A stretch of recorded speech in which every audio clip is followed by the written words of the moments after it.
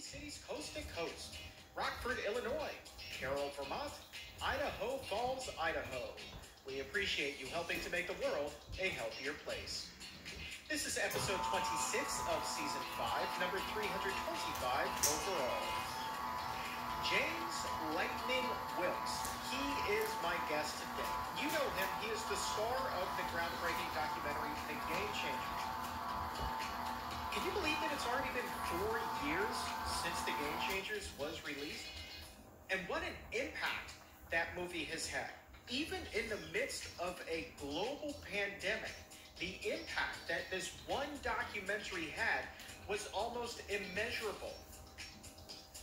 Talking about everybody from your run-of-the-mill weekend warriors to big-time professional athletes.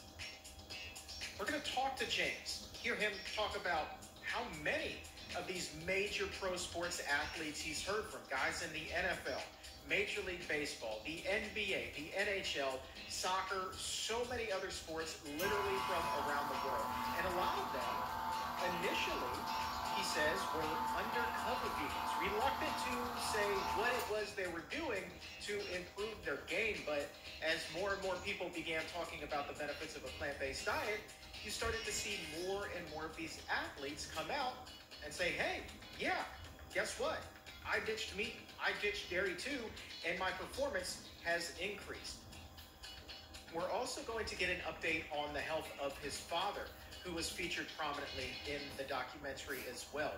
If you recall, his dad was battling some very serious heart issues, and he was trying to get him help during the documentary. So flash forward 4 years, how is his dad doing today? We're going to find out.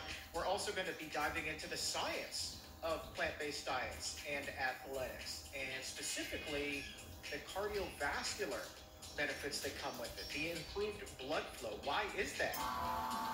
We're going to be talking about longevity in professional sports and how diet can play a role in that. We're going to talk about Tom Brady, and just a note, we taped this literally just days after Brady initially retired. He has since unretired and is back for his 132nd season in the NFL. At least that's what it feels like. But I think my favorite question for the entire interview is toward the end, when I asked James what his vision for his future is now. How has that changed since he began eating a plant-based diet and really diving headfirst into this community? What's his outlook on life now? We're going to find out. He has a great answer for that. And of course, he will be speaking at the Fairfax Veg Fest coming up on Sunday, April 24th in Herndon, Virginia, just outside of Washington, D.C. We're going to have full details on that after the interview, which begins right now. Thank you so very much for being here. Sure, thanks for having me. Man, it is an absolute pleasure.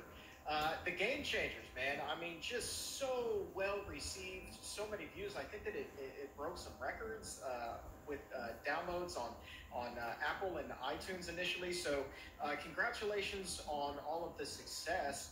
My first question to you is, how has your life changed since the movie came out? Yeah, obviously the pandemic happened and that sort of changed a few things. But before the pandemic, it was difficult for me to go anywhere without people coming up to me and talking about the film and how it influenced them. And so, just getting noticed a lot, the gym, or you're going to the restaurant or Home Depot or wherever you are, people coming up saying, thanks so much for making the film. My family's gone mostly plant-based, or they've gone completely plant-based. I've got some medication, I've lost 50 or 100 pounds, or just different stuff, every day, both in person and online. With the pandemic, obviously, and in-person stuff sort of calmed down. But that's picking back up again now that we're hoping on the tail end of this pandemic. For sure. Your father featured prominently in the documentary too, and I know at least around the office here, a lot of people are wondering, well, I wonder how he's doing these days. So how is your dad? Yeah, no, he's doing really well. Seems to be in the clear with all the checks and tests he's getting, and so just helpful that I could be influential in that with helping him shift towards planes. So. Yeah, he's done really well. Thanks for asking. Yeah, of course. What about among other professional athletes? I know, having worked as a sports reporter in a previous life, that a lot of times they're going to be inclined to try basically anything to get an edge up, a leg up on the competition. And so I suspect that there are many undercover vegans in the NFL, Major League Baseball, MLS, NBA, you name the league. How many of these athletes have you heard of since the film's release who have become inquisitive? Oh, we've had a lot of people reach out from all those leagues, gold medalists from the Olympics, just a vast range of high-level athletes reaching out, asking for help. And like you said, some of them are sort of undercover too. Some of them don't really want people to know about it or to talk about it. When we're making the film, some people didn't want to be interviewed because they said, well, I feel like it gives me a competitive edge, and I don't want people knowing my secret. But I think now, since the film's come out, people are realizing you can really actually get both a health but also a performance advantage, given that a lot of the same biological mechanisms that impact health also impact performance, such as blood flow, inflammation, and so forth, endothelial function.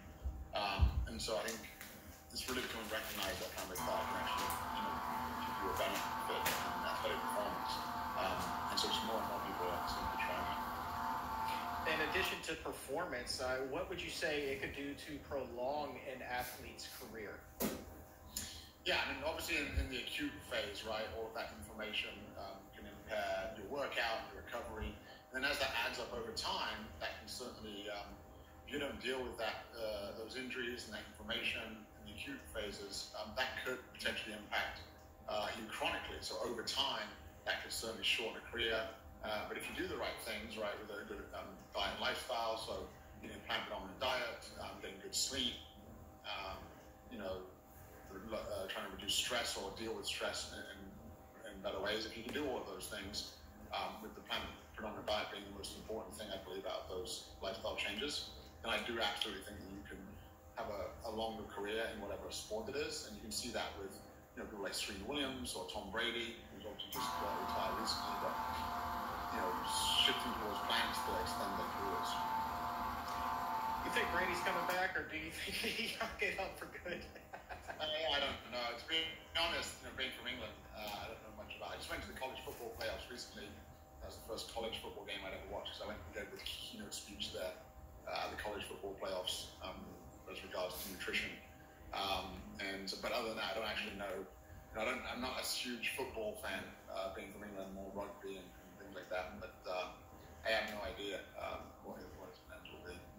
No worries about that.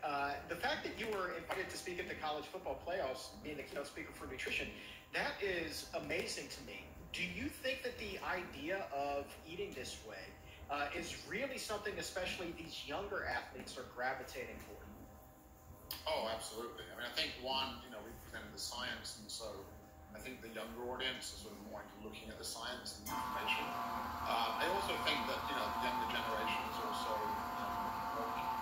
more aware of the impact that it can have on the planet, and so a lot more people are influenced by that, and it's sort of a win-win, right? So better for you and also better for the planet. And so I think with those different motivations, people are a lot more open to it now, and really making a shift towards more plant-forward eating. And there is, though, also among the older athletes, I think still a stigma or a taboo with eating a plant-based or a vegan diet still exists. Do you still get the sense that there is that resistance among that older demographic? I think there is. I think there's sort of a percentage of people, or whatever it might be, that just really can't change their ways, and they've been sort of brainwashed by both, what their parents told them and what society believes, and the marketing, right, and the infiltrated science by the animal foods industry, that I think they have a very hard time changing what they eat. And in a lot of ways, it's tied to their identity, right? Especially, men who just feel like it's manly to eat animal products. And so I think when you've got a habit that you've been eating that way your whole life, and it's tied to your identity especially, and there's been a lot of marketing, right? And there's also like memories from food, right? So if you were eating bacon with your parents growing up, maybe you've got like fond memories of that, like that smell and that taste ties in with fond memories now. So there's a lot of things working against people making shifts in a healthier direction. And yeah, I think older people are probably a bit more resistant in general. Is there a way to kind of move the needle for somebody who is so dug in? So, for example, right, you come from the Ultimate Fighting Championship, UFC.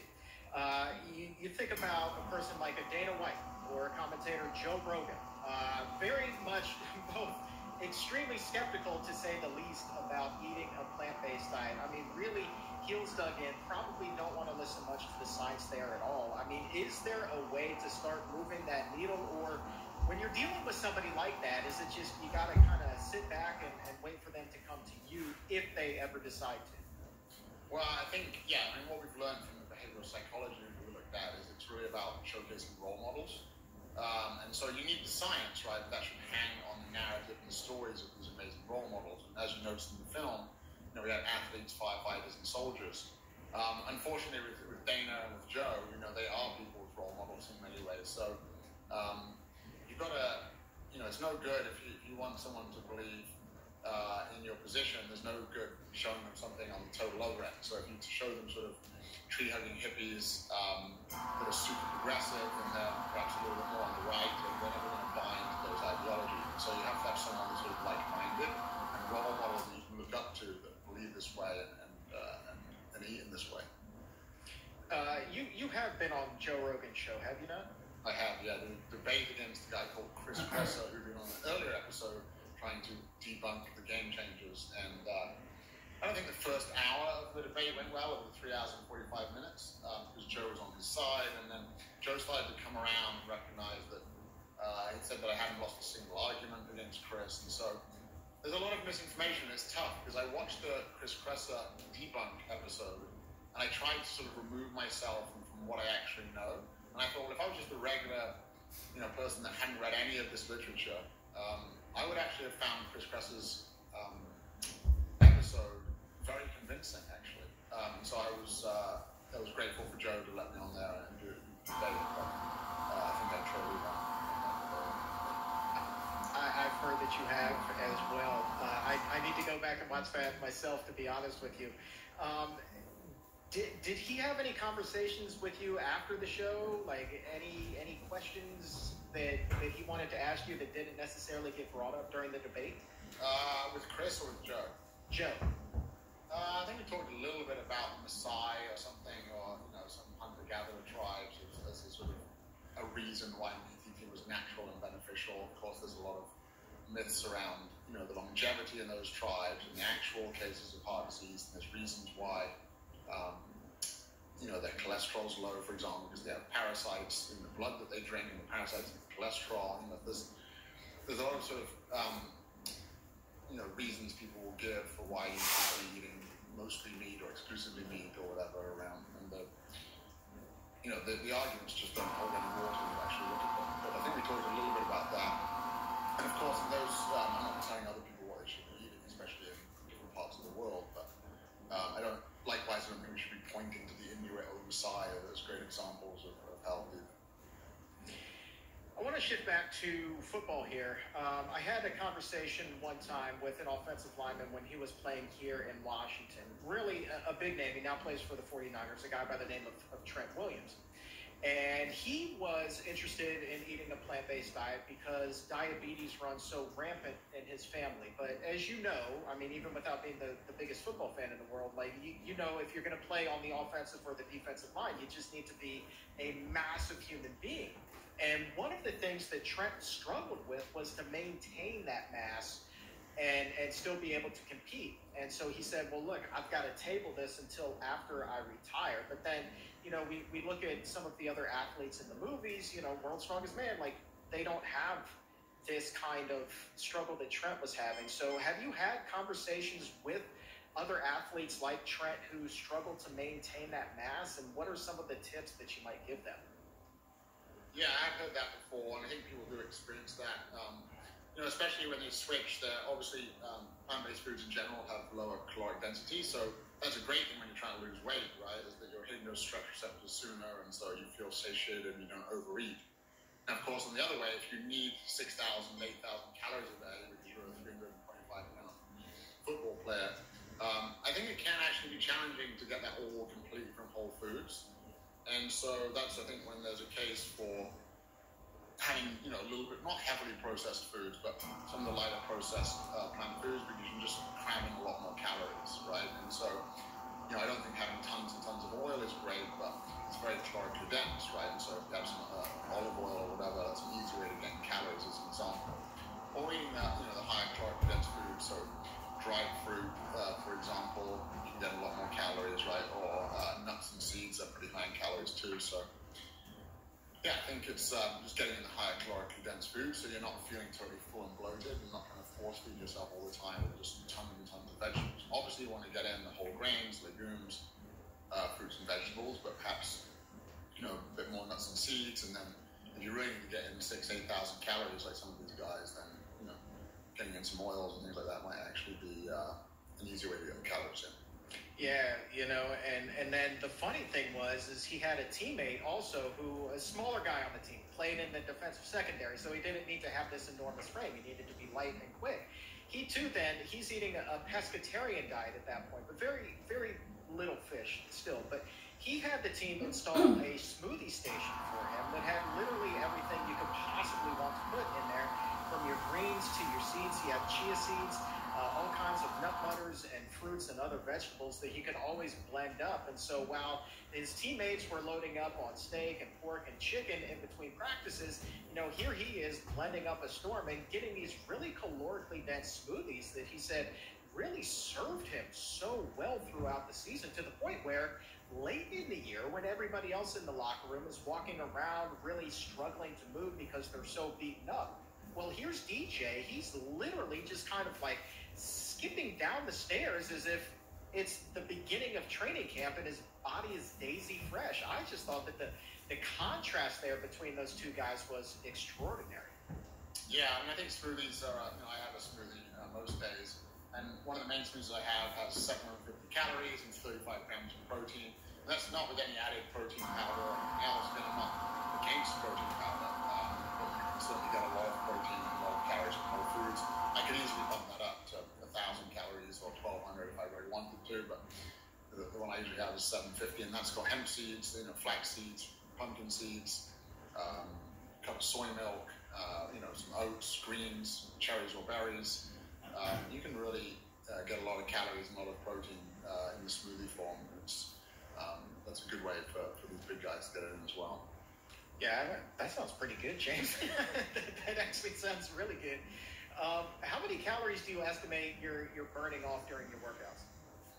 Yeah, and I haven't tracked it for years. I used to wear monitors and track my calories and macros and things like that, but haven't done that for years. It could vary, right? Like a workout could be just 300 calories or it could be 800 calories. I think people forget that most of the calories you're burning are just from sort of everyday living, right? From your brain taking up a lot of energy and just normal everyday life. So, you can certainly, burn a lot of calories working out. But people think that's a great way to lose weight. But in the long term, the studies actually show it's really about what you're eating more than how much you're working out. Typically, the more you work out, the more hungry you are, so you end up eating more. And so it does seem that there isn't much benefit actually to exercise in terms of fat loss, independent of the caloric difference, right? So certainly working out is very beneficial for your health, but in terms of weight loss, it's really what you're putting in your mouth that is the most important. I appreciate you being so generous with your time. We have about 5 minutes left. I wanted to ask you this. This came up recently on a show that I host called The Exam Room, and it was somebody who wrote in, and they were like, well, what is the benefit of eating a plant-based diet in terms of cardiovascular fitness? What does an athlete gain from that, aside from having less blockages in their arteries? Is that the entire benefit, or what would you say to this person? It's not just about blockages in your arteries, right? So one, yes, you're less likely to get calcified buildup and create these lesions inside of the arteries. But you produce more nitric oxide, which is a vasodilator that allows those arteries to open up. And when those arteries open up, that allows more blood flow and more oxygen to get to the muscles and other organs of the body. So that's primarily, it can change also blood viscosity. But you just typically get, your heart rate can come down, less blood pressure, and and so that you're not like taxing those arterial walls as much. Just better blood flow, which means better absorption and better nutrients to the muscles really is where it's at. So it's not just about sort of the physical clogging of the arteries. There's also things with like plaque morphology, like the shape of those plaques, hindering blood flow as well. It's not quite as simple as just sort of clogs in the arteries. It's a little bit more complicated than that, but just better blood flow overall, making it easier on the heart and larger, the blood vessels can dilate or open more and just get you better nutrients, more nutrients and more oxygen to those muscles. Which also speaks to the benefit of then eating that type of diet for an endurance athlete as well, I would assume. Absolutely. Yeah, no, totally. From endurance to, and there's definitely, different diets that people can perform well in the shorter term, right?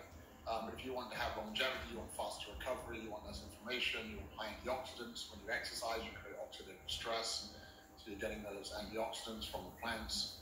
But across the board, first of all, for most sports, right? Like if you're doing shot put or javelin or maybe a 100-meter sprint, like carbohydrates might not be as important there, right? But for most sports, if you're going out for any sort of distance running, if you're playing football or soccer or basketball or martial arts or whatever it is, having a sort of high level of carbohydrates to replenish those glycogen stores is going to be beneficial for athletic performance. Certainly people can sort of get fat adapted and be able to burn more fat, but what people forget is that when you're in that mode where you're burning more fat, you're also eating a lot more fat, so you're depositing more fat. So there's not like a net gain of like fat loss there. So certainly with plant-based diets, you can get plenty of carbs and fiber and so forth, and so just beneficial for health and athletic performance.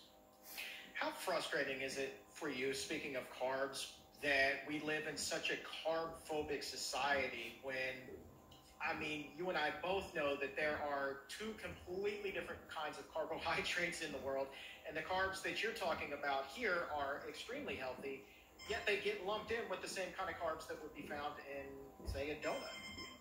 Yeah, so basically, white sugar, processed white flour, and so forth, they gave carbs in general a bad name, right? And so actually, if you look at carbohydrate consumption overall, especially carbohydrates from whole foods, you actually have smaller waist circumference and lower body fat. That's totally against what a lot of people think, that carbs make you fat. And then, if you are trying to cut down on carbs, like if you reduce, there's a study done by Harvard in 2018, which looked at replacing carbs, which is largely coming from these processed carbs we're talking about, with fat and protein. Well, when they switched them out, fat and protein, from animal sources, the risk of overall mortality went up by 18% from baseline. If you switched out those high processed carbs for fat and protein from plant-based sources, you actually had an 18% decrease risk of overall mortality from baseline. So, people are often sort of into this sort of macronutrient ratio, thinking it's important, but it's really about the quality of those macronutrients, the quality of that food that's going to make a difference. And in that regard, we're just much better off, shifting towards a much more plant-centric diet. Just a couple more quick ones here. Are you still working at all as a combat instructor? Occasionally. Obviously, the pandemic cut that down a little bit, but I still do some with some of the elite government agencies. But in law enforcement, I think the better training they have, the less likely I'll have to use lethal force, right? If they can arrest someone and not hurt them as much, then they don't need to go to the lethal force. They feel more confident, they don't get as scared, they don't need to go to their firearm, and then also with the military as well. So I'm still doing some of that, but my main focus really is on plant-based advocacy and helping people live better lives. When you do get the opportunity to work with law enforcement and the government agencies, does the topic of nutrition come up, or do you just keep it strictly business? Yeah, every time now I like to. Usually people that come to a seminar or a class have, some of them have seen film and start asking about it just sort of naturally, and it's really been interesting to see the amount of those people that have already made the switch. For firefighters, law enforcement, military, sort of the groups you wouldn't have originally anticipated switching towards more plant-based or completely vegan diets.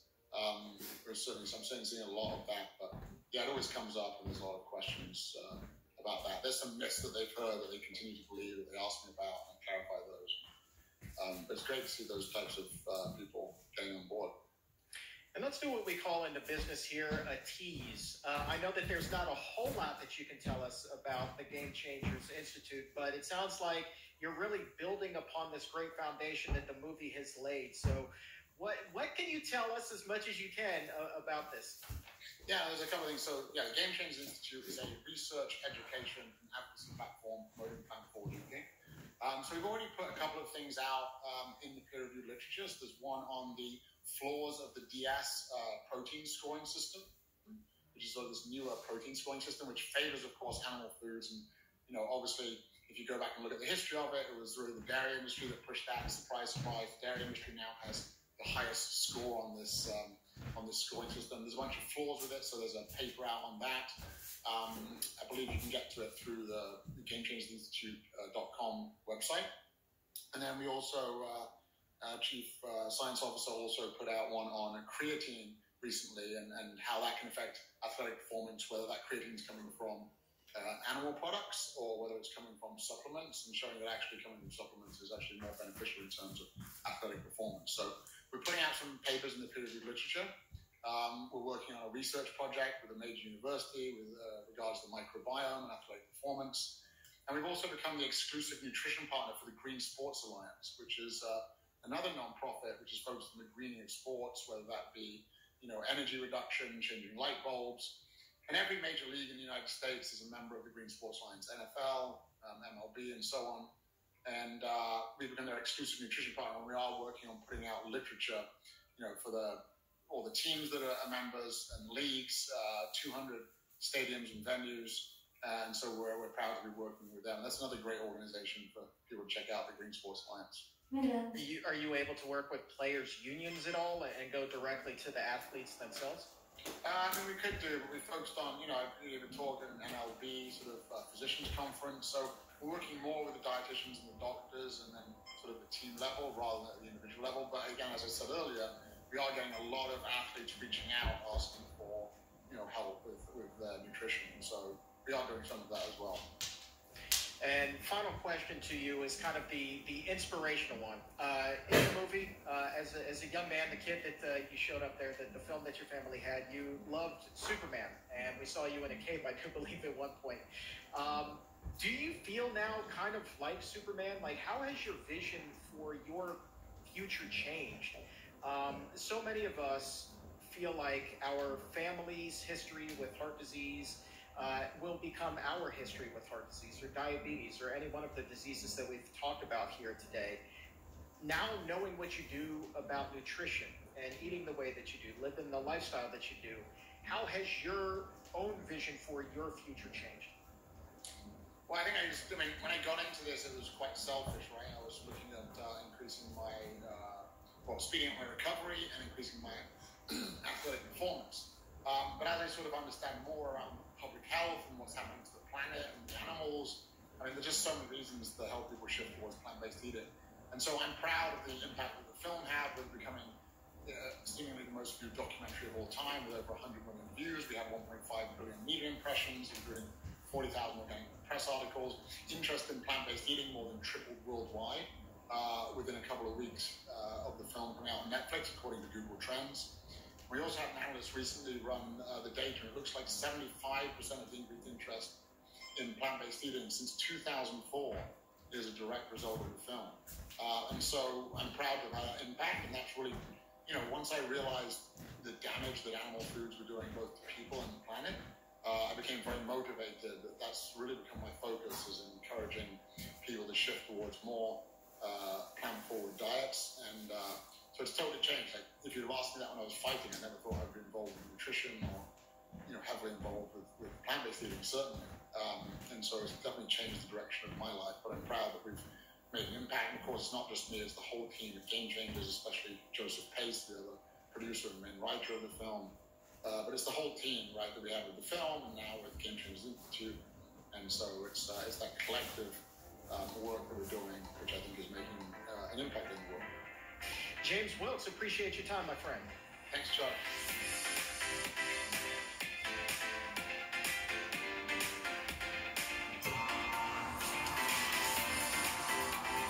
James Lightning Wilkes.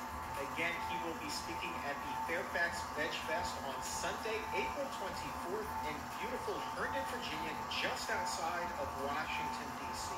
Not too terribly far from where I went to high school, just about 10 miles up the road.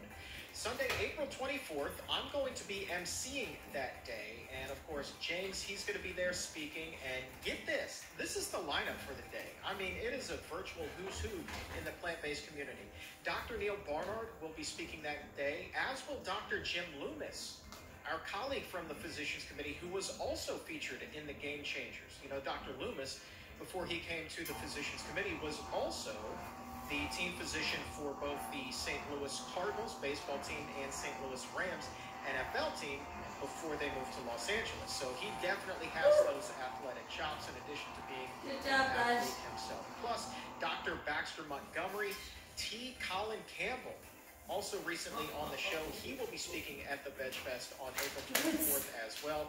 And of course, Gwen Whitaker, the founder, the CEO of Green Fair Restaurant out there in Herndon. She's helping to put this whole thing on, and she too will be up on stage speaking along with many, many others. Plus, it's a Veg Fest, so you know there's going to be local farms there, and there is going to be a lot of stuff to eat, a lot of yummy things that you can eat. I mean, we're talking yums for days. So if you want full details on the event, click the link in the episode notes. It will take you right on over to fairfaxvegfest.org. So it has been a really exciting week here at the Physicians Committee. Our team of researchers has just published a brand new study looking at rheumatoid arthritis and asking the question, how can diet help? So here's what they did. They did a randomized crossover trial with dozens of rheumatoid arthritis patients, trying to find that answer. And I do hope to have one of the lead researchers of this study on the show very soon, Dr. Hana Kalioba. You know her, she's been here before. But if you would like a preview of this, matter of fact, you can spoil the entire thing, see just how promising these results are. You can see the full study right now. It is published in the American Journal of Lifestyle Medicine. But for the sake of the show here right now, let me paint with some broad strokes. Over the course of 16 weeks, the patients were put on a vegan diet. And then over time, they began to eliminate foods out of that diet, one by one, did an elimination diet. And then slowly, they reintroduced some of those foods, trying to figure out what those trigger foods were, what causes those RA flare-ups. Then the other half of the participants, they were given a placebo for those 16 weeks, but then after the 16 weeks were up, the two groups switched. So the placebo group then went on the vegan diet, and the vegan diet group then went on the placebo. And the results, so good. The findings, as researchers like to say, were statistically significant, but I would like to call it very statistically significant. So I hope to have a full show on this very, very, very, very soon. But in the meantime, we've got you covered with some other great content. Dr. Matthew Nagra, he will be joining me on the Exam Room Live on the next